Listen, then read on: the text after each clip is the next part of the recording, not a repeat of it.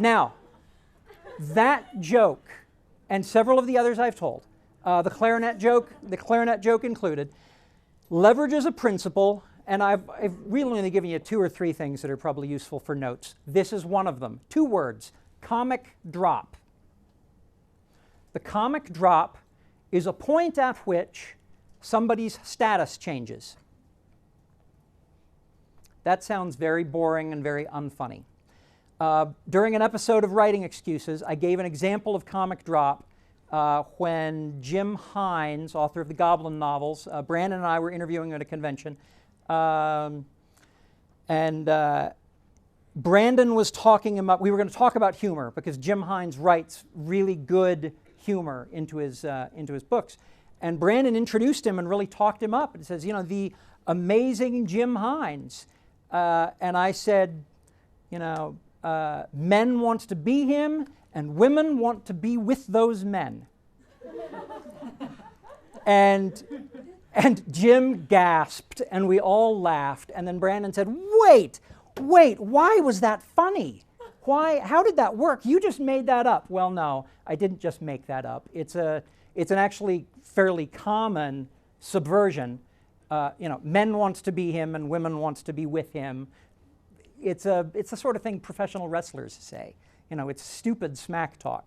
But it still subverts. And the principle behind it was comic drop. You were talking Jim up, and I was talking Jim up, and then I actually lowered his status. Why do we find that funny? Because we are all horrible human beings. And this is something that you need to be careful of. It's something that I myself need to be careful of. If you leverage comic drop too often in the same places, you're not being funny, you're just being spiteful. And we've seen comedians do this when they talk about a group or a politician or something, and we have one too many comic drops and we realize we just crossed the line from funny to mean-spirited. When did that happen? I don't know. But you need to know that that's there.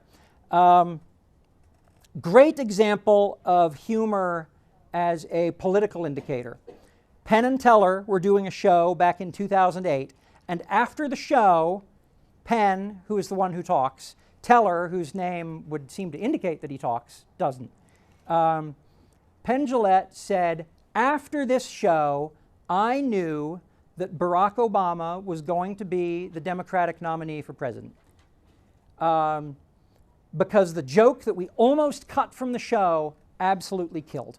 It was in February of 2008, before the Democratic National Convention had been held yet, and the joke was Hillary Clinton is all bent out of shape because Obama is getting free press during Black History Month.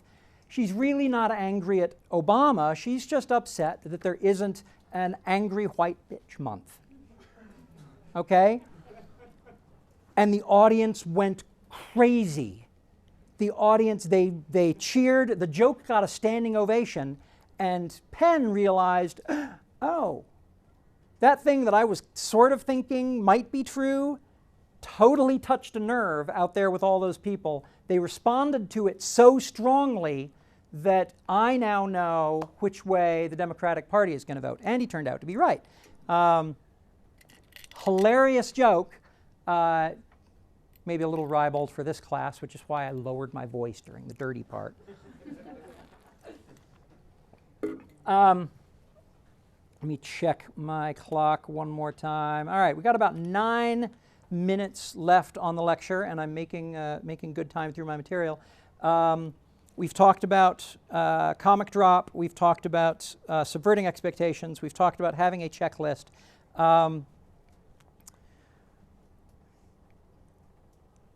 Let me pose a question to you guys. What sort of things do you laugh at?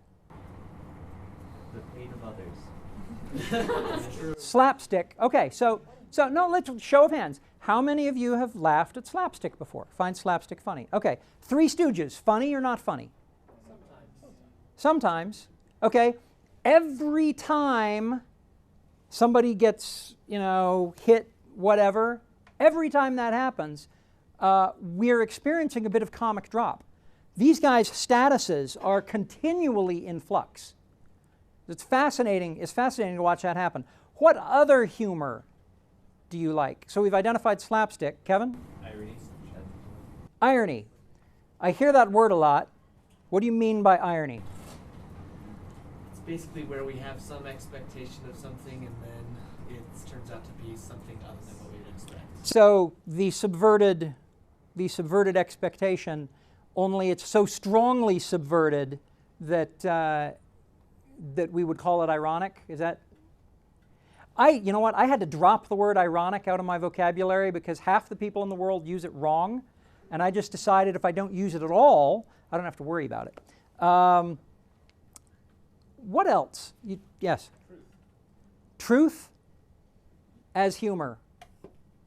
It's funny because it's true. Okay. That taps into recognizable. When something is, when I fold my arms like this, does it pull on the cord and make horrible noises, Scott? Awesome. When I do this, I bet it does.